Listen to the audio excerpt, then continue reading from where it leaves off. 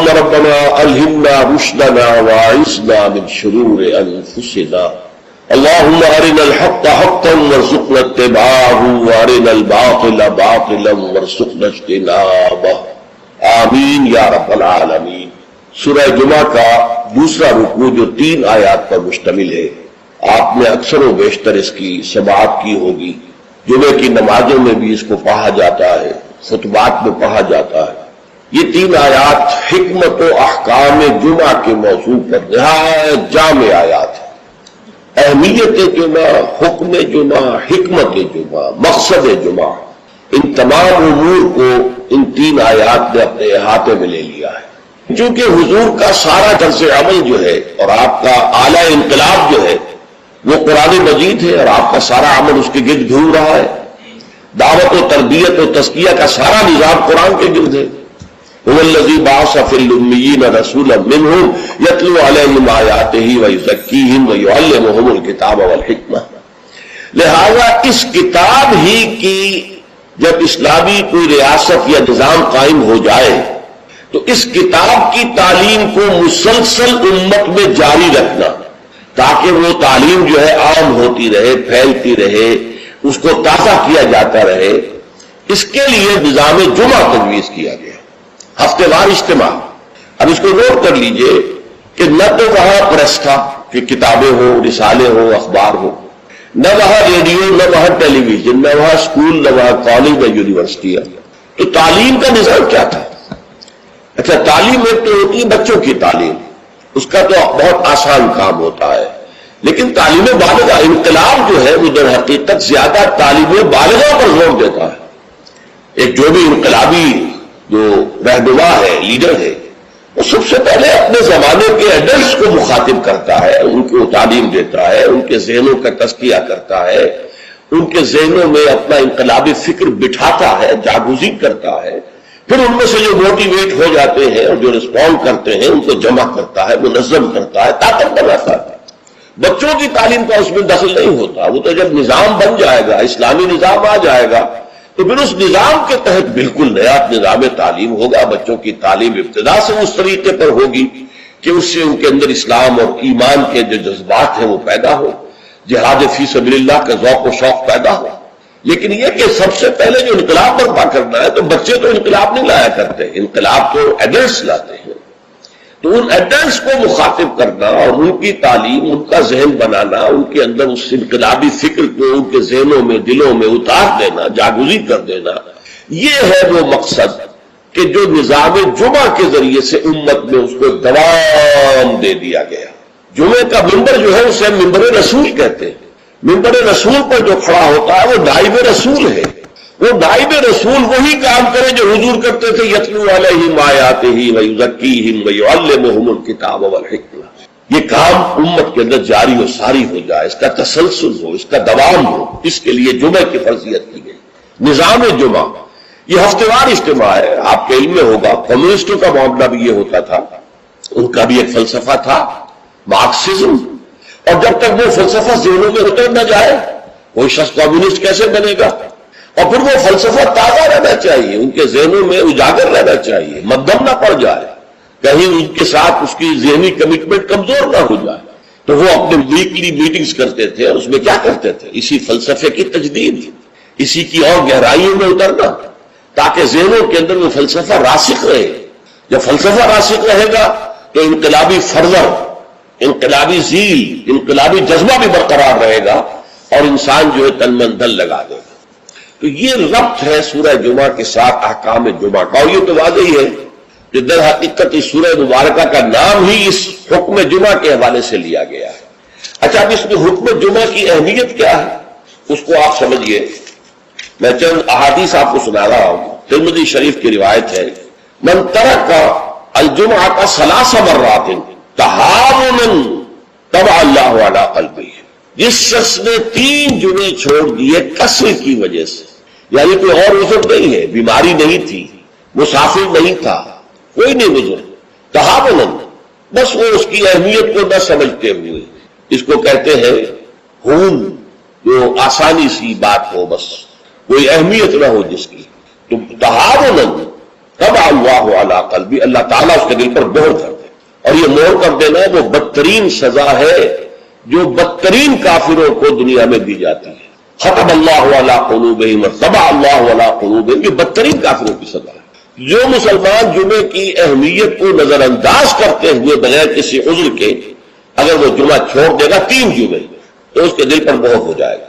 من ترک ثلاث جمع تہاونا بها طبع اللہ علی قلبہ، پہلی روایت ترمذی کی تھی، یہ ابو داؤد اور نسائی کی ہے.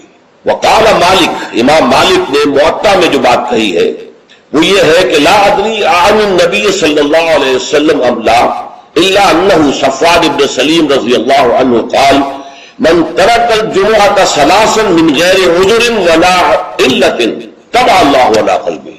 امام مالک نے جو ان کی کتاب مشہور ہے الموطا، حدیث کا پہلا مجموعہ، حدیث اور فقہ دونوں کا، اس میں کہتے ہیں امام مالک کہ میں یہ تو نہیں کہہ سکتا کہ یہ صفوان ابن سلیم نے رضی اللہ عنہ حضور سے سن کر کہا یا خود کہا، لیکن ان کا قول یہ ہے کہ جس نے بھی 3 جمعے ترک کر دیے بغیر کسی عذر کے، بغیر کسی بیماری کے، طبع اللہ علی قلبہ، اللہ تعالیٰ اس کے دل کے اوپر مہر کر دے گا. سب سے سخت حدیث یہ صحیح مسلم کی ہے، عبداللہ ابن عمرو بن العاص اور ابو ہریرہ دونوں سے مروی ہے رضی اللہ تعالی عنہما، انہما سمع النبی صلی اللہ علیہ وسلم. یہاں بالکل یہ مرفوع حدیث ہے کہ ان دونوں نے سنا حضور سے یہ فرماتے ہوئے لَيَنْتَهِيَنَّ أَقْوَامٌ مِّنْ غَدِرِ الْجُمُعَاتِ أَوْ لَيَخْتِمَنَّ اللَّهُ عَلَىٰ قُلُوبِهِمْ ثُمَّ لَيَكُونُنَّ مِنَ الْغَافِلِينَ.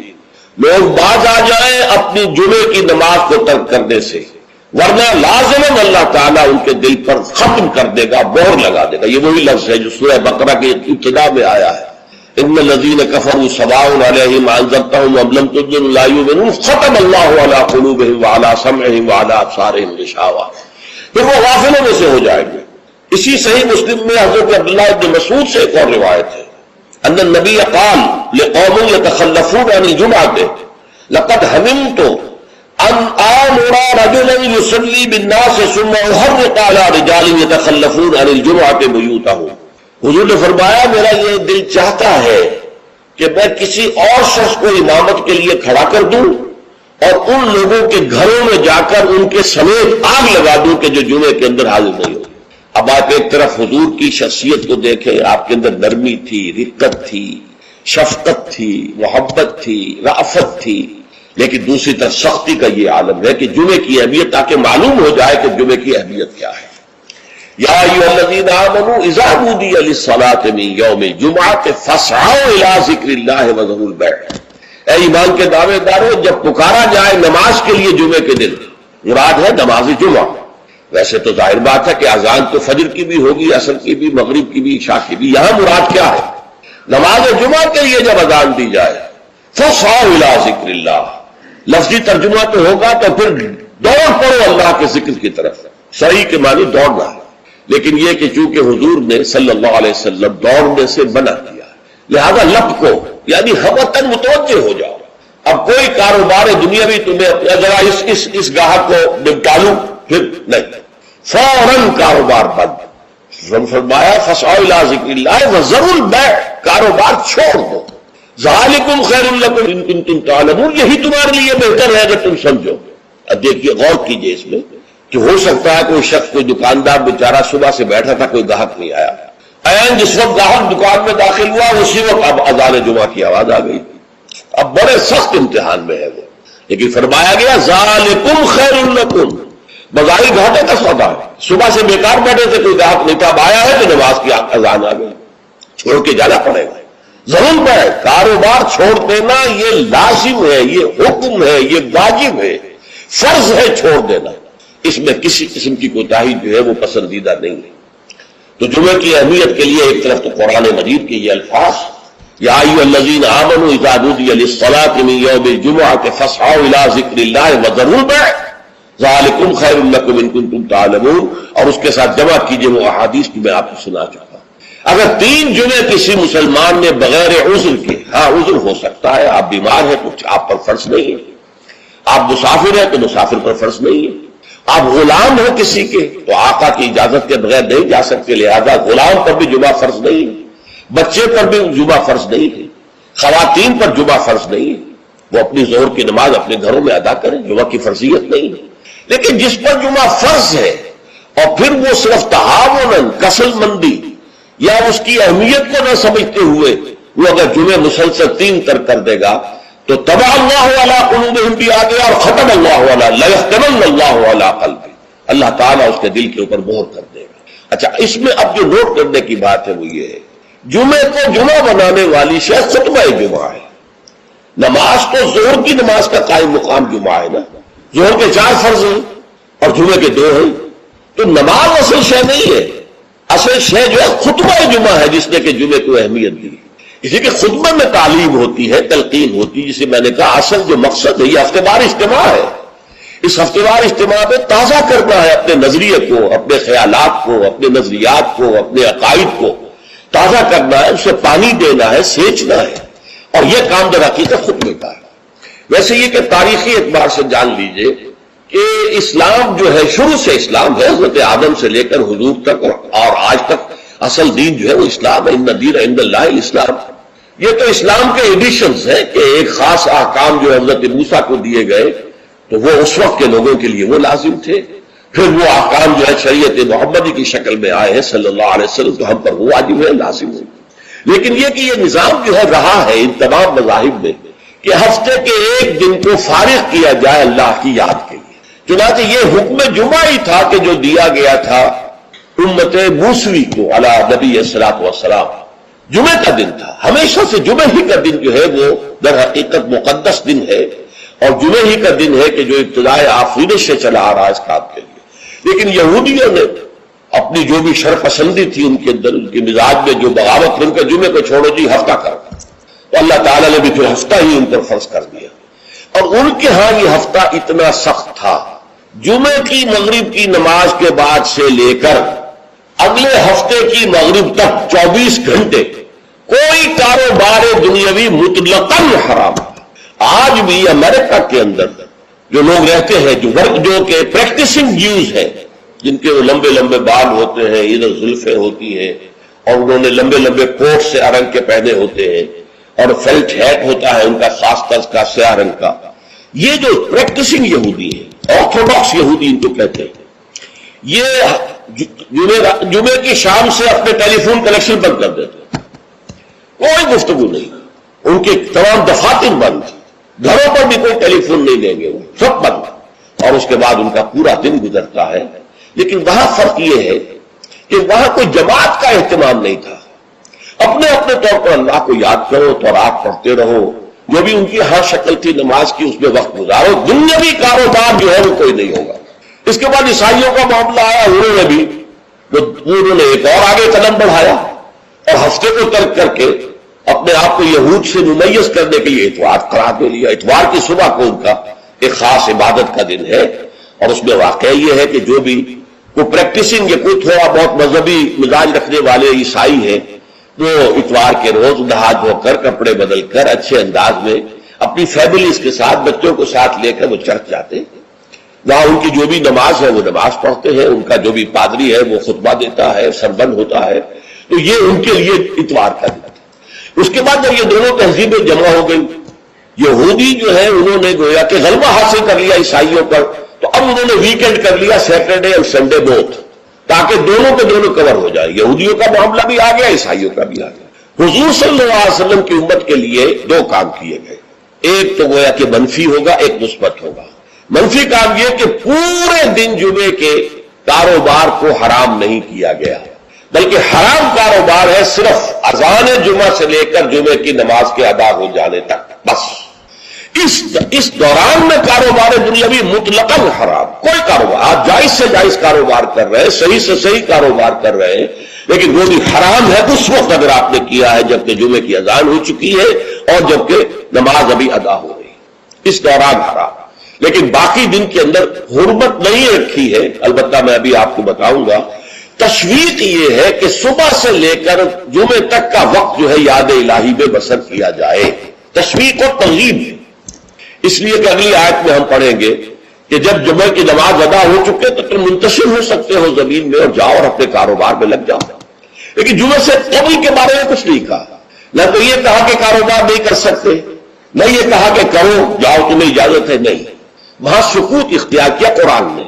فَإِذَا قُضِيَتِ الصَّلَاةُ فَانتَشِرُوا فِي الْأَرْضِ وَابْتَغُوا مِن فَضْلِ اللَّهِ، جب نماز ادا ہو چکے تو تم زمین میں منتشر ہو سکتے ہو۔ یہاں پر بھی اگرچہ وجوب کا لفظ آیا ہے کہ فانتشروا، منتشر ہو جاؤ، لیکن یہاں جو ہے معنی ہے تمام علماء نے کہ یہ وجوب جو ہے یہ کسی شے کی فرضیت کے لیے نہیں ہے کہ لازماً جمعے کے بعد منتشر ہو جانا ضروری ہے، بلکہ استحباب ہے، جا سکتے ہو، اجازت ہے، مباح ہے۔ کاروبار کی حرمت کا معاملہ ختم ہو گیا جیسے ہی جمعے کی نماز ادا ہو چکی، اب آپ جائیں، اپنے دفتر میں جائیں، اپنے کاروبار میں جائیں، اپنی دکان پر جائیں، کوئی اعتراض نہیں، لیکن یہ ہے کہ جہاں تک پہلے کا وقت ہے اس کے بارے میں کوئی بات نہیں آئی۔ یہ احادیث میں آئی ہے اور اسے تبکیر کہتے ہیں۔ پسندیدہ یہ ہے کہ جمعے کی صبح ہی سے انسان جو ہے وہ اس کام میں مصروف ہو جائے جو کام یہودیوں کے ہاں تھا پورے یوم سبت میں، اسے تبکیر کہتے ہیں۔ ایک حدیث موجود ہے حضور صلی اللہ علیہ وسلم کی تشویق کے ترجمے میں، حضرت مالک لائے ہیں اسے، عن مولا ابی بکر ابن عبد الرحمن ابن ابی صالح سمان عن ابی ہریرہ ان رسول اللہ صلی اللہ علیہ وسلم قال من اغتسل یوم الجمعہ، غسل الجنابت، جس شخص نے جمعے کے روز غسل کیا، وہ جو کہ ناپاکی جنابت کی حالت میں غسل کیا جاتا ہے، کمپلیٹ غسل، اچھی طرح غسل، ثم راح فی الساعۃ الاولی، پھر جو شخص پہلی گھڑی میں پہنچ گیا مسجد میں، فکأنما قرب بدنۃ، تو ایسے ہے کہ جیسے اس نے ایک اونٹ قربان کیا اللہ کی راہ میں، صدقہ دیا۔ ومن راح فی الساعۃ الثانیۃ، جو دوسرے گھنٹے میں دوسری گھڑی میں گیا، فکأنما قرب بقرۃ، تو ایسے ہے جیسے کہ ایک گائے اس نے اللہ کی راہ میں صدقہ کر دی اور ذبح کر دی، خیرات کر دی۔ ومن راح فی الساعۃ الثالثۃ، اور جو تیسری گھڑی میں تیسرے گھنٹے میں گیا، فکأنما قرب بشاۃ او قرن، پھر یہ اس کے برابر ہوگا کہ گویا کہ کسی نے ایک بکری اللہ کی راہ میں ذبح کر دی، صدقہ کر دی، یا کوئی میڈھا کر دیا۔ ومن راح فی الساعۃ السابعۃ، اور جو گیا چوتھے گھنٹے میں چوتھی گھڑی میں، فکأنما قرب دجاجۃ، تو یہ اس کے برابر ہے کہ گویا کہ اس نے ایک مرغی جو ہے اللہ کی راہ میں دے دی، خیرات کر دی۔ ومن راح فی الساعۃ الخامسۃ، اور جو پانچویں ساعت میں گیا، فکأنما قرب بیضۃ، تو وہ ایسے ہے گویا کہ اس نے ایک انڈا اللہ کی راہ میں خیرات کر دیا۔ فإذا خرج الامام، تو جب امام نکل آئے، حضرت الملائکہ یسمعون الذکر، تو اب فرشتے، ایک اور روایت میں الفاظ آئے ہیں جو فرشتے بیٹھے ہوتے ہیں حاضری درج کرنے کے لیے، فلاں آ گیا، فلاں آ گیا، یہ چوتھی ساتھ میں آیا، یہ تیسری میں آیا، یہ دوسری میں آیا، یہ پانچویں میں آیا، تو فرشتے اپنے وہ رجسٹر بند کر کے، اور وہ خود الذکر، یعنی وہ جو امام خطبہ دیتا وہ الذکر ہے، اس خطبے کی طرف وہ ہمتن متوجہ ہو جاتے ہیں۔ چنانچہ ایک تو یہ بات جان لیجئے کہ اس کے بارے میں امام الہند حضرت شاہ ولی اللہ دہلوی رحمۃ اللہ علیہ کی رائے ہے کہ اس سے مراد یہ نہیں ہے کہ فجر کی نماز کے بعد طلوع آفتاب کے بعد پہلا گھنٹہ، پھر اس کے بعد دوسرا، پھر اس کا تیسرا، پھر اس کا چوتھا، پانچواں، بلکہ یہ زوال کے بعد سے خفیف ساعات ہے، یعنی زوال سے وقت شروع ہوا، سورج جو ہے وہ نصف النہار سے ذرا ڈھلکا لدنو کی شمس، تو اس کے ساتھ ہی جمعے کا وقت شروع ہو گیا، تو اس وقت سے پہلی ساعت دوسری ساعت، گویا کہ یہاں ساعت سے مراد گھنٹہ نہیں ہے بلکہ کوئی اور لطیف قسم کا پیمانہ وقت کا ہے۔ یہ شاہ ولی اللہ کی رائے ہے جو انہوں نے اپنی مصفہ میں بھی اور مصوہ میں بھی، شاہ ولی اللہ کے نزدیک بڑی اہم کتاب جو ہے حدیث کی وہ موطا ہے، انہوں نے اس کی ایک شرح فارسی میں لکھی ہے اور ایک شرح عربی میں لکھی ہے، ان دونوں میں انہوں نے یہ رائے ظاہر کی، لیکن بہت سے علماء کی رائے ہے کہ نہیں، جو ہمارا ساعات کا نظام ہے اسی پر اس کو شمار کیا جائے گا۔ لیکن اس پر بھی اجماع ہے کہ جو اس کے بعد بھی آتا ہے جمعہ تو اس کا بھی ہو جائے گا، جمعے کی فضیلت سے اسے کوئی حصہ نہیں ملے گا، جمعے کی برکات سے اسے کوئی حصہ نہیں ملے گا، جمعے کا جو خاص مقام اور مرتبہ ہے اس کے حیثیت سے وہ محروم رہے گا، لیکن جہاں تک فرضیت جمعہ ہے وہ اس فرضیت جمعہ جو ہے وہ اس کی طرف سے ادا ہو جائے گا۔ لیکن یہ منظر میں نے اپنی آنکھوں سے دیکھا ہے اپنے بچپن میں، اور وہ یہ سرسا ایک جگہ تھی، وہ تحصیل تھی ضلع حصار کی، وہاں میری بسم اللہ ہوئی، پھر وہ نورانی قاعدے سے ہماری تعلیم شروع ہوئی، تو جس مسجد میں یہ سارا کام ہو رہا تھا بڑے مرکزی مقام پر وہ مسجد تھی، کبھی کبھی اب بھی مجھے خواب میں وہ مسجد آتی ہے، اور اس مسجد میں جمعے کے دن میری اپنی جو مشاہدے کی بات ہے کہ یوں سمجھیے اشراق کے بعد سے لوگوں کی آمد شروع ہو جاتی تھی اور دیہات سے لوگ آیا کرتے تھے. وہاں ایک خاص قوم تھی، غالباً وہ آرائی تھے، اس رائی علاقے کے آرائیوں کو وہ پچاجے کہتے تھے، جیسے کہ راجپوتوں کو رانگڑ کہا جاتا ہے. لیکن یہ کہ وہ لوگ آتے تھے اونٹوں پر سوار ہو کر، آس پاس صحرا کا علاقہ تھا، سفید کپڑے، سفید کرتے، سفید ان کے تہبند اور سفید ان کے صافے، اونٹوں کے اوپر سوار چلے آ رہے. اس لیے کہ دیہات میں جمعہ نہیں ہوتا اور اس وقت اس پر سختی کے ساتھ عمل ہوتا تھا کہ اصل میں جمعہ جو ہے وہ شہر میں ہے. تو وہ آتے تھے اور مسجد جو ہے وہ صبح ہی سے بھر جاتی تھی. کہیں ایک جگہ کوئی شخص کھڑا واز کہہ رہا ہے، کچھ لوگ اس کے گرد جمع ہے، کہیں کوئی شخص بیٹھے ہوئے قرآن خود ہی پڑھ رہا ہے، کوئی نوافل پڑھ رہا ہے. یہ نقشہ میں نے اپنی آنکھ سے دیکھا ہے، بچپن کا یہ نقشہ. اب وہ معاملہ ختم ہو گیا، بالکل ختم ہو گیا. اب تو بھاگ دوڑ کر کے جو ہے وہ لوگ جمعے میں پہنچتے ہی اس وقت ہے جبکہ وہ عربی کا خطبہ شروع ہونے والا ہو. اس لیے کہ عام طور پر تقریروں کے اندر کوئی خاص مواد ہوتا نہیں ہے، یا فرقے واریت کی تبلیغ ہو رہی ہوتی ہے، یا سیاسی مسائل کے اوپر دھواں دار تقریریں ہوتی ہیں. لوگوں کو ان سے دلچسپی نہیں. تو فرض ادا کرنے کے لیے بس وہ جب خطبے کی اذان کا وقت ہوتا ہے تو اس وقت وہ پہنچ جاتے ہیں، نماز ادا ہوئی یا روانہ ہو گئے. اللہ خیر سے اللہ. میں سب سے پہلے آداب جمعہ اس کے عنوان سے عرض کر رہا ہوں کہ جمعے کے روز غسل واجب ہے تقریباً علی کل محتلم. یہ حضور کے الفاظ یہ ہے، غسل الجمعہ کے واجب علی کل محتلم. جو بھی بالغ ہو چکا ہے مرد، عورت پر تو ظاہر بات ہے کہ جمعہ فرض ہے ہی نہیں، جیسا کہ میں عرض کر چکا ہوں، اس کے لیے جمعے کا غسل واجب ہے. اور اندازہ یہ ہوتا ہے، میں یقین سے تو نہیں کہہ سکتا، کہ جیسے ہی جمعے کے لیے روانگی ہو اس وقت غسل کیا جائے. پھر حضور نے یہ بھی فرمایا ہے کہ اچھے کپڑے پہن کر جاؤ، دھلے ہوئے کپڑے پہن کر جاؤ. آپ نے فرمایا کہ کیا تم میں سے کسی شخص کے لیے یہ ممکن نہیں ہے کہ اپنے جو محنت کے کپڑے ہوتے ہیں، محنت یعنی جن کے مشقت کرتا ہے، ایک لوہار بیٹھا ہوا ہے اور وہ بھٹی کے سامنے بیٹھ کر کام کر رہا ہے، پسینے آئیں گے اس سے، کپڑوں میں بدبو ہو جائے گی پسینے کی، پھر اس کے اوپر سیاہ داغ پڑے ہوں گے، میلے ہوں گے. تو یہ اس کا لباس ہے محنت کا. یا کوئی کاریگر ہے، مکان کی تعمیر میں لگا ہوا ہے، ظاہر بات ہے جب وہ یہ کام کر رہا ہے گارے کے دھبے ہوں گے، کچھ اور ہوگا. تو حضور نے فرمایا کیا ممکن نہیں ہے تم میں سے کسی کے لیے کہ ایک علیحدہ سے جوڑا جمعے کے لیے رکھ لو، وہ جمعے ہی کی صرف استعمال کیا کرو، وہ تمہارے محنت کے کپڑے نہ ہو کہ جن میں تم محنت اور مشقت کرتے ہو، بلکہ وہ علیحدہ سے ایک جوڑا ہو، اس کو فراہم کر کے رکھ لو. پھر یہ بھی فرمایا گیا کہ تیل لگاؤ، بالوں کے اندر تیل لگاؤ، دہن. اور یہ بھی فرمایا گیا کہ کوئی خوشبو ہے تو خوشبو لگاؤ. وہ سب کس لیے کہ جو ماحول ہو جمعے کا وہ معطر ماحول ہو، ایسا نہ ہو کہ پسینوں کی بدبوؤں کی وجہ سے طبیعت ملغوز ہو رہی ہو لوگوں کی، نہیں، بلکہ یہ کہ بڑا خوشگوار ماحول ہو، خوشبو ہو اس کے اندر، اور یہ کہ کپڑے اچھے پہن کر لوگ بیٹھے ہوئے ہوں. بلکہ اسے کہا گیا الجمعہ کو عید المسلمین، یہ ہفتروزہ عید ہے در حقیقت. یہ مسلمانوں کو عید کی طرح اسے جو ہے وہ منانا چاہیے، سیلیبریٹ کرنا چاہیے. جیسے عید کو آپ کپڑے جو ہے غسل کرتے ہیں، صبح کپڑے بدلتے ہیں، خوشبو لگاتے ہیں، پھر جاتے ہیں مسجد کو، عیدگاہ کو، ایسے ہی معاملہ ہونا چاہیے جمعے کا. یہ عید المسلمین ہے، یہ گویا کہ ہفتے وار عید ہے مسلمانوں کی. پھر اسی میں ایک آداب میں سے یہ ہے کہ جب تم مسجد میں جاؤ تو لوگوں کو پھلانگتے ہوئے اگلی صفوں میں نہ جاؤ، بلکہ عام جو ہے ہدایت ہے وہ یہ ہے کہ بھئی پہلے اپنی صف اگلی لوگ پوری کر لے، پھر دوسری میں بیٹھے، پھر تیسری میں بیٹھے، تاکہ لوگوں کو ضرورت ہی محسوس نہ ہو. تو وہ دیکھتے ہیں کہ اگلی صف میں جگہ خالی ہے تو پھر وہ لوگوں کو پھلانگتے ہوئے جاتے ہیں. لیکن بہر صورت پھلانگتے ہوئے یا لوگوں کو علیحدہ کر کے پھر اپنے لیے جگہ بنانا، یہ جو ہے اس سے منع کیا گیا ہے. خاموشی سے جہاں جگہ تمہیں مل رہی ہے بیٹھ جاؤ، اور پھر اسی میں سے انصات ہے، خاموش رہو، گفتگو نہ ہو. یہاں تک کہ حضرت ابو ہریرہ سے یہ روایت ہے ترمذی اور نسائی اور دوسری کتابوں کے اندر، ان رسول اللہ صلی اللہ علیہ وسلم قال اذا قلت لصاحبك يوم الجمعة انصت والامام يخطب فقد لغوت. دو آدمی گفتگو کر رہے، آپ تیسرے آدمی ہیں، آپ سن رہے، آپ ان سے کہتے ہیں خاموش ہو جاؤ، تو تم نے بھی لغو کام کیا.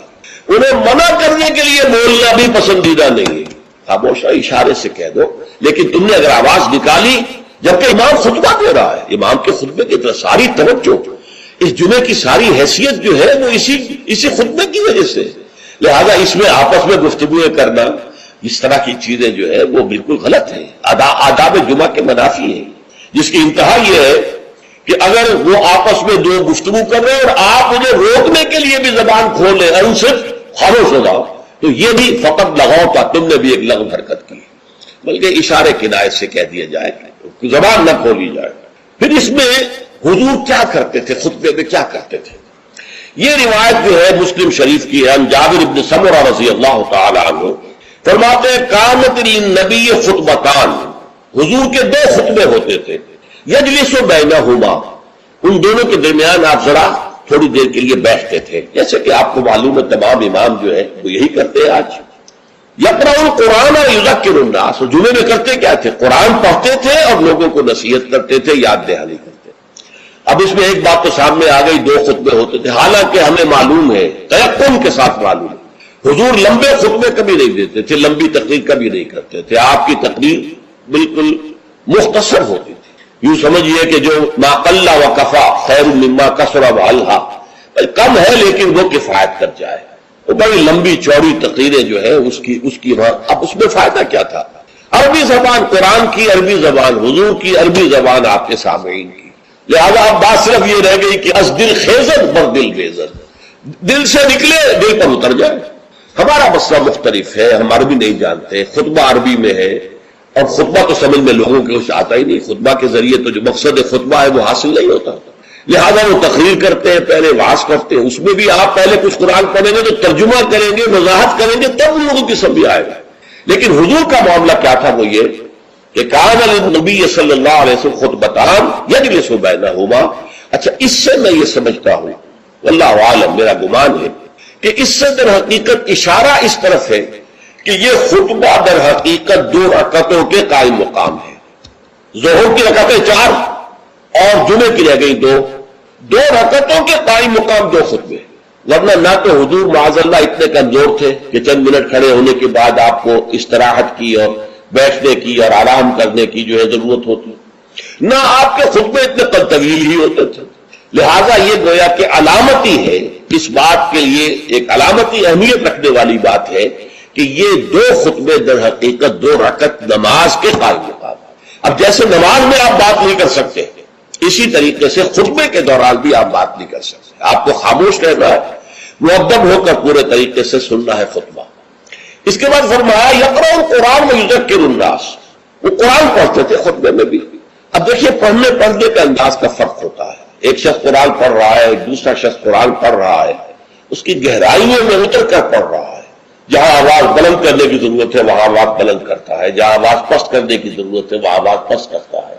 اس طریقے سے وہ قرآن مجید کے اندر سے صرف اس کے معنی ہی نہیں نکال رہا بلکہ اس کے احساسات کو بھی اجاگر کر رہا ہے۔ تو حضور جیسے پڑھتے ہوں گے، دنیا مانتی ہے کہ نبی اکرم صلی اللہ علیہ وسلم پوری انسانی تاریخ کے عظیم ترین انسانوں میں سے تھے، یہ بات وہ ہے کہ جو ہر شخص مانتا، لیکن اس صدی میں جو ابھی ختم ہوئی ہے 20ویں صدی عیسوی، اس میں یہ حقیقت ذرا اور زیادہ اجاگر ہوئی، ذرا اور زیادہ منکشف ہوئی، اور اسلام کے دشمنوں کی زبان سے بھی یہ گواہی ملی کہ نبی اکرم صلی اللہ علیہ وسلم عظیم ترین انسانوں میں سے ایک انسان نہیں بلکہ عظیم ترین انسان تھے۔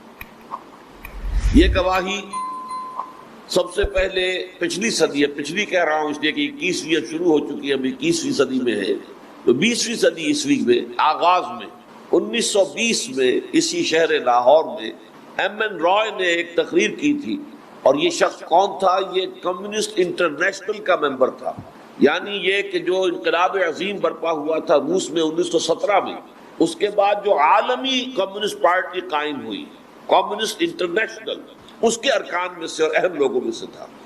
اس نے یہاں لاہور میں تقریر کی، بریڈلا ہال، اور اس میں اس نے کہا کہ تاریخ انسانی کا عظیم ترین انقلاب وہ ہے جو محمد عربی صلی اللہ علیہ وسلم نے دنیا میں برپا کیا۔ اب یہ گواہی ایک ہندو کی ہے، مذہباً ہندو اور مسلکاً کمیونسٹ، وہ گواہی دے رہا ہے۔ ظاہر بات ہے کمیونسٹ ہونے کے ناطے وہ انقلاب سے واقف ہے۔ انقلاب کسے کہتے ہیں؟ روس میں انقلاب آیا تھا، ایک ناواقف شخص کی بات نہیں ہے یہ، بلکہ ایک ایسے شخص کی جو جانتا ہے کہ انقلاب کسے کہتے ہیں، اور اس نے کہا ہے کہ تاریخ انسانی کا عظیم ترین انقلاب ہوا تھا۔ پھر وہ تو ہے 1920 کی بات، صدی کے اختتام سے 20 سال پہلے 1980 میں امریکہ میں کتاب شائع ہوئی، ڈاکٹر مائیکل ہارٹ اس کے مصنف تھے کیا ہیں، ابھی زندہ ہیں، اور اس کتاب کا عنوان ہے دی 100۔ انہوں نے یہ کیا کہ پوری انسانی تاریخ کو اس کا جائزہ لے کر جو ایسی شخصیتیں تھیں کہ جنہوں نے تاریخ کے رخ کو موڑا، تاریخ کے دھارے کا رخ موڑ دیا، ان کا چن لیا پہلے، پھر ان میں درجہ بندی قائم کی کہ سب سے زیادہ کس نے موڑا، تاریخ کا سب سے زیادہ اثر انداز کون ہوا۔ اس کے لیے اس نے کتاب کا عنوان رکھا a selection and gradation of the most influential personalities of human history. تاریخ انسانی کے سب سے زیادہ مؤثر انسانوں میں سے ایک سلیکشن، انتخاب، اور پھر ان میں درجہ بندی، اور یہ شخص نمبر 1 پر لایا محمد الرسول اللہ صلی اللہ علیہ وسلم۔ اگرچہ وہ تاحال عیسائی ہے لیکن ایک بہت بڑی حقیقت کا اس نے اعتراف کیا، اور اس حقیقت کا اعتراف اس نے پھر اس کی توجیہ بیان کی کہ میں جب عیسائی ہوں اور میں حضرت مسیح کو بھی نمبر 3 پر لے گیا ہوں، جنہیں وہ خدا کا بیٹا سمجھتے ہیں، وہ نمبر 3 پہ ہے، حضور نمبر 1 پر، نمبر 2 پر نیوٹن ہے، جو جدید سائنس کا بابا آدم سمجھیے، جو جدید فزکس ہے اس کا باپ، father of physics, modern physics, Newton. اس ماڈرن فزکس نے جو کچھ پھر کارنامے دکھائے ہیں، جو ٹیکنالوجی، جو سائنٹیفک جو ہے ڈیولپمنٹس دنیا میں ہوئی ہیں، تو ظاہر بات ہے کہ اس کا نقطہ آغاز شمار ہوتا ہے نیوٹن۔ بہرحال اسے نمبر 2 پر، پھر حضرت مسیح کو نمبر 3 پر۔ تو وہ کہتا ہے کہ یقیناً مجھے اس کے لیے کوئی توجیہ پیش کرنی پڑے گی کہ میں سب سے پہلے محمد کا نام کیوں لکھ رہا ہوں صلی اللہ علیہ وسلم۔ اب غور سے سنیے اس کے الفاظ یہ ہیں، this is because he is the only person, the only person, یہ دی اونلی کو انڈر لائن کر لیں اپنے ذہن میں، he is the only person supremely successful in both the religious and secular lives۔ یہ اصل میں اس جملے کو سمجھنے کے لیے پہلے آپ کو یہ سمجھنا ہوگا، بہرحال میں آپ کو بتا رہا تھا کہ قربانیاں جو دی ہیں، دامن احد کا تصور کیجئے، 70 صحابہ شہید ہو گئے، حضور زخمی ہوئے، آپ کے چہرے مبارک پر یہاں پر تلوار کا وار پڑا ہے، یہ خود جو آپ نے پہنا ہوا تھا اس کی 2 کڑیاں آپ کے رخسار مبارک کی ہڈی کے اندر گھس گئی، اس کے بعد انہیں کھینچ کر دانتوں سے نکالنے کی کوشش کی تو ایک صحابی کے جو دانت نکل گئے وہ نہیں نکلی، اور کسی اور نے ہمت کر کے نکالی ہے تو خون کا فوارہ آیا ہے، اتنا خون گیا ہے کہ ذوف کی وجہ سے حضور بے ہوش ہو گئے۔ یہ کیفیت کس کی ہوئی؟ محمد الرسول اللہ کی۔ یہ ہے عملی پہلو۔ ہم تو کھڑے ہو کر سلام پڑھ لیں گے، اللہ اللہ خیر صلی اللہ، اور گویا کہ ہمارا تو حق ادا ہو گیا، کوئی جلوس نکال دیں گے، کھڑے ہو کر ہم لہک لہک کر سارے نبیوں سے اعلیٰ ہمارا نبی، ٹھیک ہے، شک تو اس میں کوئی اختلاف کی گنجائش تو نہیں ہے، صحیح ہے، لیکن بھائی یہ عملی پہلو نہیں ہے۔ عملی پہلو وہ ہے جو میں نے آپ سے عرض کیا کہ تمام انبیاء اور رسول کو جو مصیبتیں جھیلنی پڑی ہیں، میں نے تنہا وہ سب جھیلی، ساری آزمائشیں۔ 3 برس تک شیب بنی ہاشم کے اندر آپ کا مقاطعہ اور محاصرہ رہا، 3 برس۔ ایک گھاٹی تھی، ادھر سے بھی اس کا ایک گیٹ ہے، ادھر سے بھی ہے، باقی ادھر دیوار کھڑی ہوئی ہے پہاڑ کی، ادھر بھی دیوار کھڑی ہوئی ہے پہاڑ کی۔ اس گھاٹی میں پورا خاندان بنو ہاشم جو ہے گھیر کر داخل کر دیا گیا۔ قریش نے آپس میں معاہدہ کر لیا، ان بنو ہاشم کے ہاتھ کوئی شے فروخت نہیں کی جائے گی، کوئی غلہ، کوئی کھانے کا سامان اس گھاٹی میں نہیں جانے دیا جائے گا۔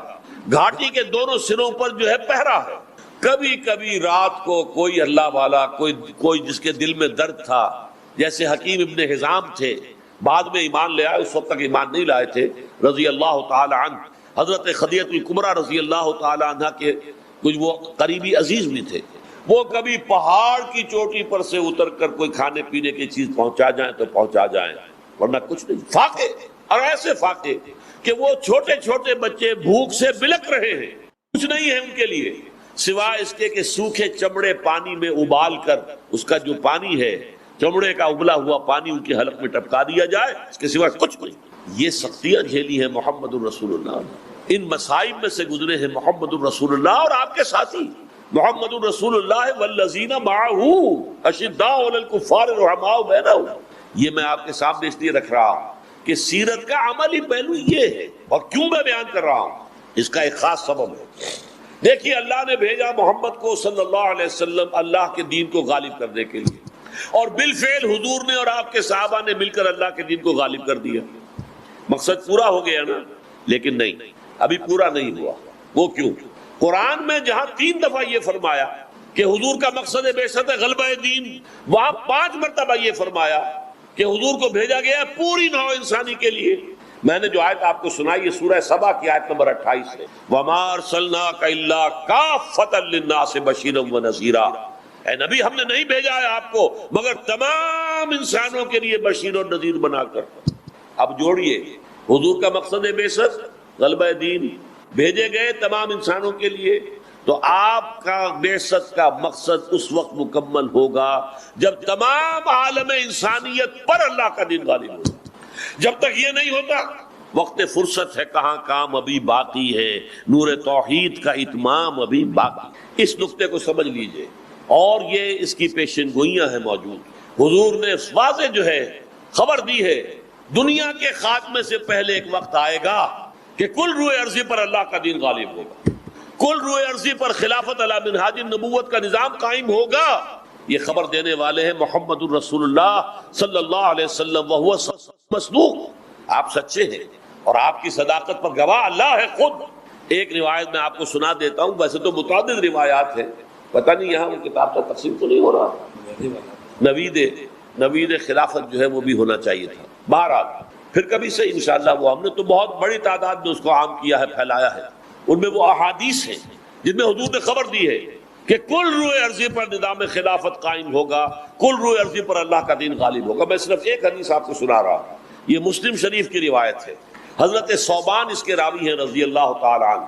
یہ ثوبان بھی جیسے حضرت زید ابن حارثہ حضور کے غلام تھے اور آپ نے انہیں آزاد کر دیا تھا، اس طرح ثوبان بھی حضور کے غلام تھے جنہیں آپ نے آزاد کر دیا۔ ان ثوبان مولا رسول اللہ صلی اللہ علیہ وسلم، آزاد شدہ غلام کو مولا کہتے تھے، موالی۔ تو وہ مولا جو ہے حضور کے ثوبان، وہ فرماتے ہیں کہ حضور نے ارشاد فرمایا، ان اللہ زوالی الارض، اللہ تعالیٰ نے میرے لیے ساری زمین کو لپیٹ دیا، ساری زمین کو لپیٹ دیا۔ فرائے تو مشارقہا و مغاربہا، میں نے زمین کے سارے مشرق بھی دیکھ لیے، سارے مغرب بھی دیکھ لیے۔ اب اس میں آپ کو یہ اشتباہ نہ ہو کیسے ممکن ہے، یہ مشاہدہ اللہ کرا رہا اپنے رسول کو۔ اللہ اپنے رسولوں کو جو مشاہدات کراتا ہے اس کے ہمیں فہم نہیں ہو سکتا۔ شب معراج میں جو کچھ دکھایا ہے ہم کیا سمجھیں گے کیا دکھایا؟ خود اس زمین پہ ہوتے ہوئے حضور کو جنت کا مشاہدہ کیا گیا اور دوزخ کا بھی مشاہدہ کرا دیا گیا۔ حضرت ابراہیم کے بارے میں آتا ہے وَكَذَلِكَ نُرِي إِبْرَاهِيمَ مَلَكُوتَ السَّمَاوَاتِ وَالْأَرْضِ، آسمان اور زمین کے خفیہ چیزیں ہم ابراہیم کو دکھاتے رہے۔ تو محمد رسول اللہ کو اللہ نے کیا کیا دکھایا ہم کیا سمجھیں گے؟ جو آپ نے فرما دیا وہ ہمیں معلوم ہے کہ میرے لیے ساری زمین کو اللہ نے لپیٹ دیا، میں نے زمین کے سارے مشرق دیکھ لیے، سارے مغرب دیکھ لیے۔ وَإِنَّ أُمَّتِي سَيَبْلُغُ مُلْكُهَا مَا زُوِيَ لِي مِنْهَا، اور دیکھو میری امت کی حکومت ان تمام علاقوں پر قائم ہو کر رہے گی جو مجھے زمین کو لپیٹ کر دکھا دیے گئے۔ ہے کسی شک و شبہ کی گنجائش؟ اگر رسالت محمدی پر ایمان ہے اور یقین والا ایمان ہے تو کسی درجے میں شک اور شائبہ شک نہیں آنا چاہیے، لازماً ہوگا۔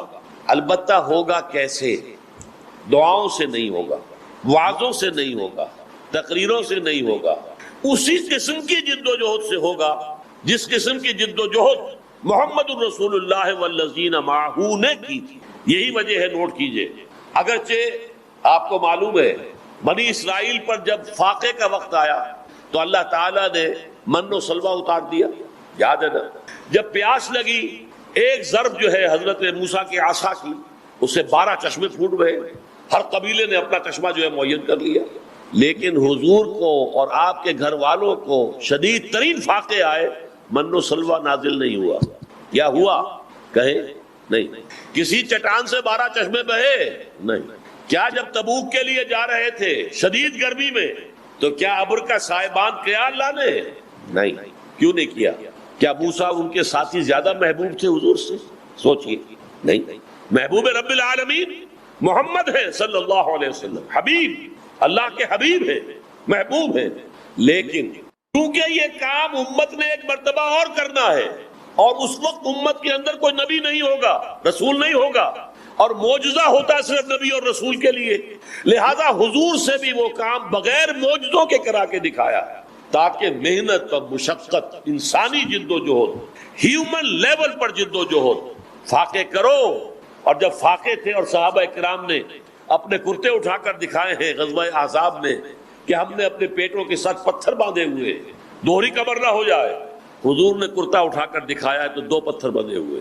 یہ سب کر کے دکھاؤ، ہے محمد کر کے دکھاؤ، پیاس جھیل کر دکھاؤ، بھوک جھیل کر دکھاؤ، سختیاں برداشت کر کے دکھاؤ، پتھراؤ جھیل کر دکھاؤ، زخمی ہو کر دکھاؤ کہ اس راہ میں جو سب پہ گزرتی ہے سو گزری، تنہا پس زندہ کبھی رسوا سر بازار، کبھی 3 سال کے لیے شیب بنی ہاشم کے اندر محصور ہے اور کبھی طائف کی گلیوں کے اندر، جیسے آپ کے ہاں معاذ اللہ ثم معاذ اللہ ثم معاذ اللہ کوئی مجذوب انسان کوئی بعض اوقات کوئی آ جاتا ہے اور بچے اس کے گرد ہوتے ہیں اور کنکریاں مار رہے ہوتے ہیں اور مذاق اور ہنسی مذاق ہو رہا ہوتا ہے۔ یہ نقشہ تھا طائف کی گلیوں میں محبوب رب العالمین کا۔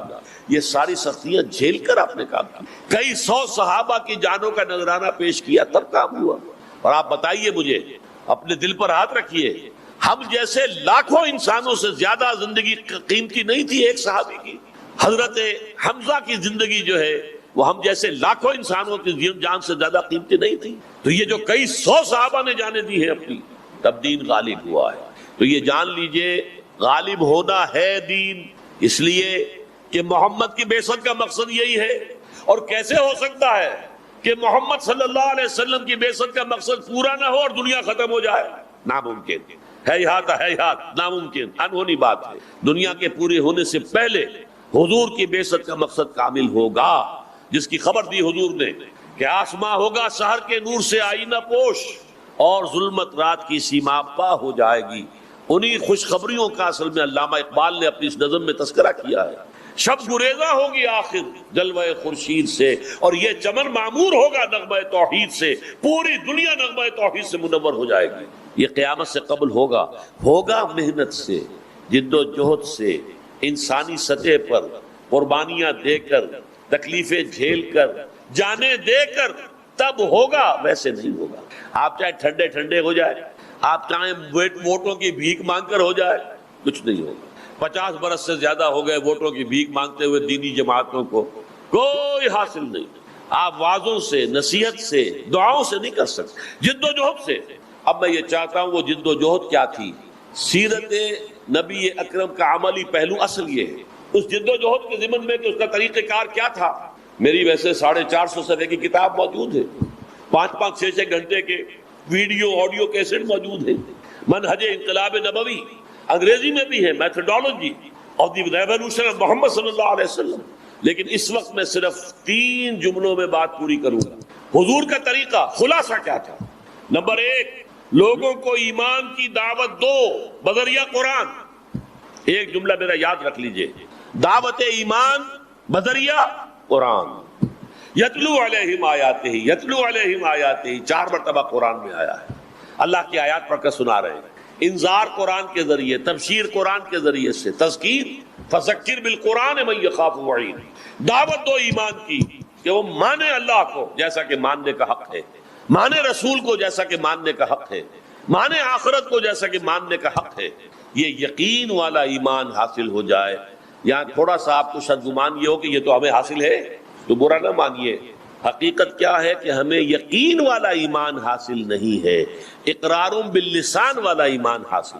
ایمان مجمل کی تعریف آپ نے یاد کی ہوگی بچپن میں، آمنت باللہ کما ہوا باسمائہ وصفاتہ وقبلت جمیع احکامہ، اقرار باللسان وتصدیق بالقلب۔ اقرار باللسان سے ایک آدمی مسلمان بن جاتا ہے، تصدیق بالقلب سے مومن بنتا ہے۔ جب دل میں یقین بن جائے، اگر ہم اپنے گریبانوں میں جھانکیں وہ یقین نہیں ہے۔ کیا یقین ہے یہ قرآن اللہ کی کتاب ہے؟ اگر یقین ہوتا تو ہم اسے بے اعتنائی برتتے، اسے سمجھنے کے لیے عربی زبان نہ سیکھتے، اس کو دن اور رات کے اوقات میں تلاوت نہ کرتے، اس کے گہرائیوں کے اندر غوطہ زنی نہ کرتے۔ یقین اگر ہوتا، یقین نہیں ہے۔ یقین پیدا کرے ناداں یقین سے ہاتھ آتی ہے، وہ درویشی کے جس کے سامنے جھکتی ہے فقوری۔ یقین بہت بڑی شے ہے، بہت بڑی شے ہے، بہت بڑی شے ہے، لیکن یہ کہ اس کو پیدا کرنا پڑتا ہے، اور اس کا بمبا اور سرچشمہ یہ قرآن مجید۔ مولانا ظفر علی خان کا شعر ہے بڑا پیارا، وہ جنس نہیں ایمان جسے لے آئیں دکان فلسفہ سے، ڈھونڈے سے ملے گی عاقل کو یہ قرآن کے سپاروں میں۔ قرآن کے سپاروں میں غوطہ زنی کرو، تدبر کرو۔ افلا یتدبرون القرآن ام علی قلوب اقفالها، تو دل میں یقین پیدا ہوا۔ اچھا، اس یقین کی علامت کیا ہوگی کہ یقین پیدا ہو گیا ہے؟ یقین کی علامت عمل۔ شریعت کے جس حصے پر آپ عمل کر سکتے ہیں، چاہے مشکل ہو، تکلیف آئے، فاقہ آ جائے، لیکن کر سکتے ہیں، اس پر عمل لازم ہے کرنا۔ وہ حصہ کہ جس پر آپ عمل نہیں کر سکتے، میں یا آپ چور کا ہاتھ نہیں کاٹ سکتے جب تک کہ نظام نہ بدلے، قانون نہ بنے۔ میں یا آپ یا ہم سب مل کر بھی یہاں کسی زانی کو رجم نہیں کر سکتے جب تک کہ قانون نہ بنے اور عدالتی نظام کے تحت جو ہے اس کا فیصلہ نہ آئے۔ ان چیزوں کو تو ہم نہیں کر سکتے، لیکن جو کام ہم کر سکتے ہیں، سود سے براہ راست تو ملوث نہ ہو، اپنے گھروں میں پردہ تو قائم کریں، اپنی معاش میں سے حرام شے تو نکال دیں، فرائض تو ادا کریں، نماز، روزہ، حج، زکوٰۃ۔ یعنی دین کے جس حکم پر ہم عمل کر سکتے ہو، چاہے اگر آپ شرعی پردہ نافذ کریں گے لوگ کہیں گے دقیانوسی ہے، یہ اگلے وقتوں کے ہیں، یہ لوگ انہیں کچھ نہ کہو۔ آپ کا سوشل بائیکاٹ بھی ہو سکتا ہے، آپ بچوں کے رشتوں کے لالے پڑ سکتے ہیں، ان کے ہاں کون رشتہ کرے؟ یہ لوگ جو ہے یہ تو ان کے شرعی پردہ ہے، یہ سارا کچھ ہوگا، لیکن کر سکتے ہیں آپ۔ کوئی قانون نہیں بنا ہے اس ملک میں کہ عورت برقع نہ پہنے، کسی نے قانون بنایا؟ پھر اگر اتارا تو کس نے اتارا؟ خود اتارا نا ہم نے۔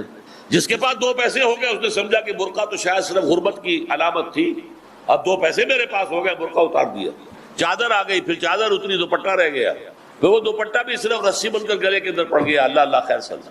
یہ سارا کچھ ہو رہا ہے کہ نہیں ہو رہا ہے؟ کون کر رہا ہے؟ ترکی کے اندر تو قانون کرایا گیا، یہاں تو کسی نے قانون نہیں کرایا، یہاں تو ہم خود کر رہے ہیں۔ تو پہلا مرحلہ جو ہے ایمان یقین والا، اس کا ثبوت یہ ہوگا کہ شریعت کے جن احکام پر عمل کیا جا سکتا ہے ان پر لازماً کیا جائے۔ اگر یہ بھی نہیں ہے تو گھر بیٹھیے، پھر اسلام کا نام نہ لیجئے، اسلام کے غلبے کی جد و جہد کا دعویٰ نہ کیجئے، اسلام کو بدنام نہ کیجئے، اس لیے کہ اگر اپنی ذاتی عمل کیے بغیر آپ یہ کریں گے تو آپ اسلام کو بدنام کریں گے۔ اب دوسرا مرحلہ کیا ہوگا؟ ایسے لوگ ابھی جو کہہ رہے تھے مرزا ایوب بیگ صاحب 2 لاکھ آدمی ہوں، وہ 2 لاکھ ایسے ہوں جو اپنی ذات پر اپنے گھر میں دین نافذ کر چکے ہوں، ورنہ تو بھیڑ نکل آتی ہے۔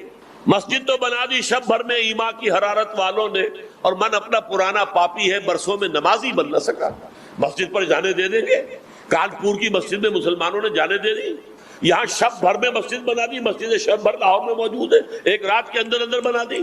آپ کو معلوم ہے کہ یہ موجود ہے شاہ عالمی دروازے کے باہر؟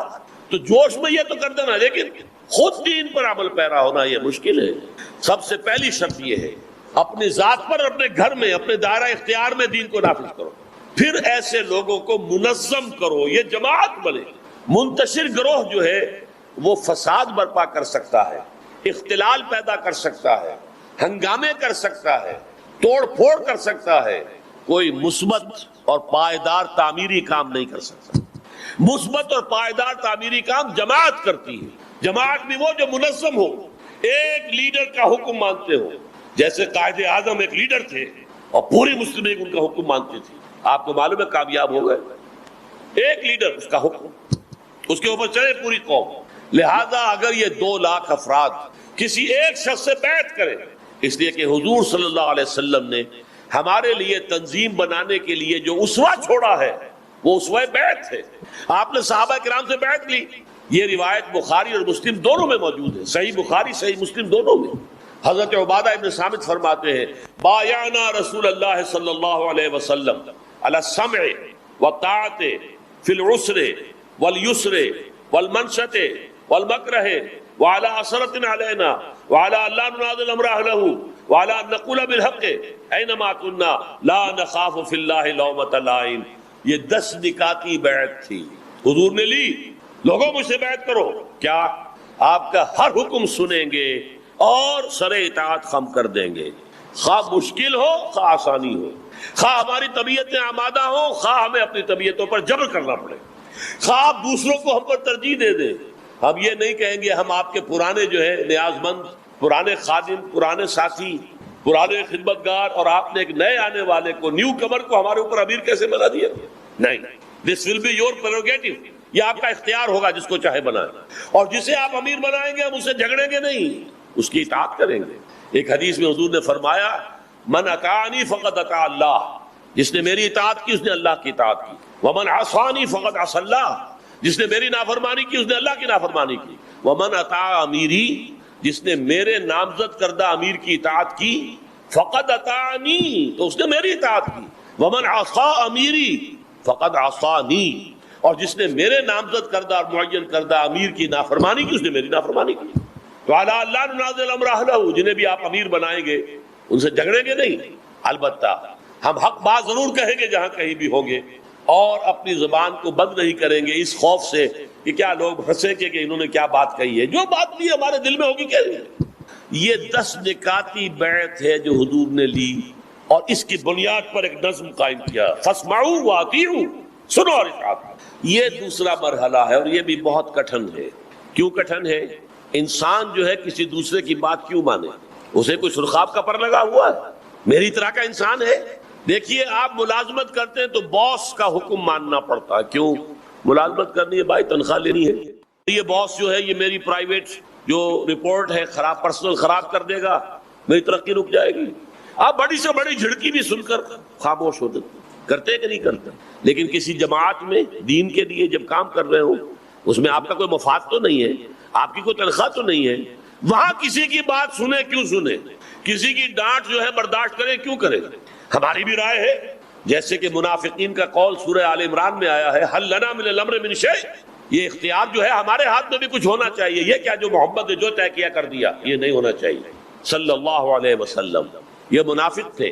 میں منافقوں کی بات نہیں کر رہا، کیونکہ وہاں تو معاملہ اللہ کے رسول کا تھا. انہوں نے تو رسول پر بھی اعتراض کر دیا. انہوں نے یہ کہا تھا کہ خام خواہ انہوں نے چھیڑ چھاڑ شروع کر دی ہے اور قریش کے ساتھ جنگ شروع کر دی ہے. ابھی قرآن میں تو حکم قتال آیا ہی نہیں، یہ انہوں نے پہلے سے شروع کر دیا ہے. اس کے بعد پھر سورہ قتال، سورہ محمد نازل ہوئی، جس میں فرمایا گیا لو اب یہ قتال کی صورت بھی موجود، اب بتاؤ آگے نکلتے ہو اللہ کی راہ میں کہ نہیں. تو یہ سمجھ لیجئے کہ نظم کی اطاعت آسان کام نہیں ہے. کیوں امیر کی ہم جھڑکی سنیں؟ ظاہر بات ہے امیر کو کہنا پڑے گا. آپ کو اجتماع میں آنا تھا، کیوں نہیں آیا؟ کیا وجہ تھی؟ آپ نے جو وجہ بیان کی وہ کہہ سکتا ہے کہ یہ تو کوئی بڑی معقول وجہ نہیں تھی. آپ کو نظم جماعت کا خیال کرنا چاہیے، آپ کو آنا چاہیے وقت کے اوپر. لیکن یہ کہ یہ کیوں برداشت کریں، یہ برداشت کرنے کی عادت ڈالنی پڑتی ہے، کلٹیویٹ کرنی پڑتی ہے. ہم بھی تسلیم کی خون ڈالیں گے، بے نیازی تیری عادت ہی صحیح. 2 مرحلے ہو گئے. پہلا کیا تھا؟ ایمان بذریعہ قرآن. لیکن ایمان صرف زبانی کلامی نہیں، ایمان یقین والا جس کا ثبوت ہوگا عمل، شریعت پر عمل، جس حکم پر بھی عمل کیا جا سکتا ہو، چاہے فاقہ آ جائے کوئی پرواہ نہیں. جب صحابہ کو بھی کہا گیا وَلَنَبْلُوَنَّكُمْ بِشَيْءٍ مِّنَ الْخَوْفِ وَالْجُوعِ وَنَقْصٍ مِّنَ الْأَمْوَالِ وَالْأَنفُسِ وَالثَّمَرَاتِ، ہم تمہیں آزمائیں گے، تمام مصیبتیں آئیں گی، فاقہ بھی آئے گا، جانی و مالی نقصانات بھی ہوں، خوف کی کیفیت بھی ہوگی، ہم آزمائیں گے. تو ہم کون سے ہیں کہ ہم پر یہ کیفیات نہ آئے؟ نمبر 2، جماعت بیعت کی بنیاد پر کسی کے ساتھ منسلک ہو کر اس کے لیے سم و طاعت، اس کا جو حکم آئے مانا جائے. نمبر 3، یہ جماعت اب کیا کرے گی؟ دیکھیے اس کے 2 مرحلے ہوں گے. جب تک تو مثلاً ابھی صرف 1000 آدمی ہے، ابھی ہم نظام کے خلاف میدان میں نہیں نکل سکتے. 1000 کیا کریں گے؟ یہ نظام 14 کروڑ انسانوں کا ملک ہے، 8-10 لاکھ کی تو فوج ہی ہے، ان کے پاس ایئر فورس علیحدہ ہے. ظاہر بات ہے کہ ان تمام چیزوں کے ہوتے ہوئے کوئی 150 ہزار 2000 آدمیوں سے تو کچھ کام نہیں بن سکتا، کوئی سائزیبل نمبر ہونا چاہیے. تو اس لیے میں نے کہا اندازے کے مطابق 2 لاکھ آدمی تو ہو کم سے کم. جب تک یہ 2 لاکھ آدمی نہیں ہے ہم کیا کریں گے؟ سورہ آل عمران کی آیت نمبر 104، وَلْتَكُن مِّنكُمْ أُمَّةٌ يَدْعُونَ إِلَى الْخَيْرِ وَيَأْمُرُونَ بِالْمَعْرُوفِ وَيَنْهَوْنَ عَنِ الْمُنكَرِ وَأُولَٰئِكَ هُمُ الْمُفْلِحُونَ. دیکھو مسلمانوں، تم سے ایک ایسی جماعت وجود میں آنی چاہیے جو 3 کام کرے.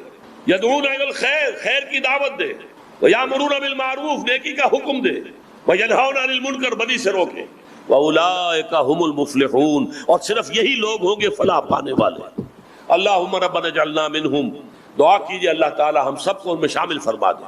یہ تینوں کام کرتے جائیے، دعوت دیتے رہیے، دعوت ایمان بذریعہ قرآن دیتے رہیے، لوگ آپ کے پاس آئیں، آپ کی تعداد بڑھتی جائے، ان کی تربیت ہو، سم و طاعت کے خوگر ہوتے چلے جائیں، آپ کا بیس جو ہے مضبوط ہوتا چلا جائے، تاں کہ اگر وہ 2 لاکھ کی نفری ہو جاتی ہے، پھر اگلا مرحلہ کیا آئے گا؟